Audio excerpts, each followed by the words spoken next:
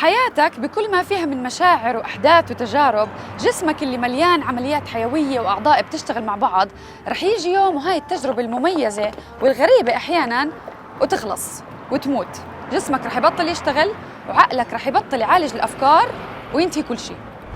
من بداية الإنسان واضح إنه عنده مشكلة كبيرة مع الموضوع، من وقت ما بلشنا يكون عندنا وعي باللي حوالينا وبوجود ذاتنا، وهذا الموضوع مش عاجبنا بالمرة.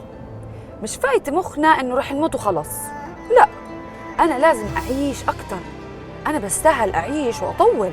إذا منطلع على أقدم الآثار اللي منلاقيها بالحضارة الإنسانية، منشوف إنه هذا الموضوع تقريباً من أول المواضيع اللي كانت مقلقة للبشر.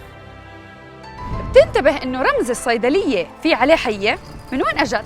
قبل 6000 سنة بتقول الأسطورة السومرية إنه كان في شخص اسمه جلجامش، كانت فكرة الموت منكدة عليه، ما كان بده يموت. راح عند الناس حكى لهم يا جماعة مشان الله ساعدوني، أنا بدي أعيش للأبد. قالوا له في حل، في زهرة موجودة بآخر الجبل بس كتير صعب توصلها. تعرض لمآزق ومصاعب وخوازيق وسافر، بالنهاية وصلها. مين أجت الحيوان اللي نكدت عليه؟ الحية. أجت الحية وأكلت الزهرة، وصارت الحية رمز الحياة، وراح علينا الخلود. مع إنه الإنسان حس إنه الخلود على الأقل الجسدي مستحيل، بس في أنواع تانية من الخلود. أنا صح رح أموت بس أنا رح أرجع أعيش. لقينا مقبرة من العصر البرونزي اسمها باب ذراع، فيها آلاف القبور وكل واحد مدفون معاه أدوات وأشياء عشان يرجع يستخدمها مرة تانية. الحياة الأخرى بتواسي الإنسان بموته وبتطمنه إنه رح يرجع يعيش.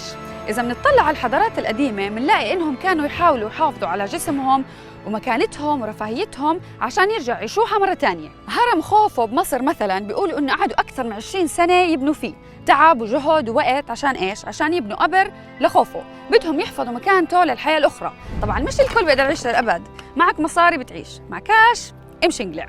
حتى التحنيط كانوا يعملوه عشان الروح تلاقي مكان ترجع فيه بالحياة الأخرى، وبس علية القوم هم اللي كانوا يتحنطوا. أما عامة الشعب إن شاء الله عمركم ما رجعتوا. يعني إذا بدك تدعي حدا بمصر القديمة كنت تحكي له روح يا شيخ إن شاء الله عمرك ما لقيت حد يحنطك. نو تحنيط، نو خلود بيبي. الخزنة مثلاً نحط فيها جهد وتعب وإبداع كبير، ليش؟ عشان يدفنوا الملك ويخلدوا ذكراه، حتى إنهم كانوا يحطوا معاه مجوهرات وأدوات وصحون وكاسات عشان بس يصحى مرة تانية يلاقي إشي يتسلى فيه. وكان وقتها من أكبر اللعنات هي اللي بتصيب حرامية القبور اللي بنبشوا القبور وبسرقوها. تخيل كيف انتقلنا من جماعات متفرقة مرمية هون وهون لناس بيشتغلوا مع بعض بالآلاف، بحطوا وقت وجهد وطاقة عشان يبنوا الهرم أو البتراء أو يصنعوا تماثيل ولوحات ويعملوا شوارع وأنابيب مي. هذا النمو الفكري كان له دور كبير بتفوقنا. هلأ مع إنه هاي الأساطير كتير منها اندثر، بس في أشياء بتحسها معجونة بالطبيعة الإنسانية. هل إحنا اليوم نختلف عنهم كتير؟ بأواخر القرن الثامن عشر اخترعنا تطعيم الجدري، أول تطعيم ضد المرض. بال1921 اخترعنا الأنسولين. إحنا هلأ عم نحاول نخدع الأمراض، نجمد الأجنة، نتلاعب بالجينات، مستعدين يشبكوا مخك على كمبيوتر عشان يحاولوا ينزلوا وعيك وذكرياتك عليه. بدنا نعيش رياضياً أو افتراضياً أو إلكترونياً، مستعدين نعملها، المهم نعيش. ليش؟ هذا كله ليش؟ هندسة الجينات والتطعيم والطب واستكشاف الفضاء. ليش؟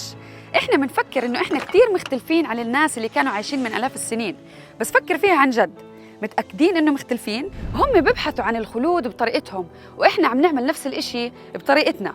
صح يمكن يكون في اختلاف كبير بين اللي عملوه وبين اللي عم نعمله، بس بالنهاية كله لهدف واحد، الإنسان بده يعيش. سلام.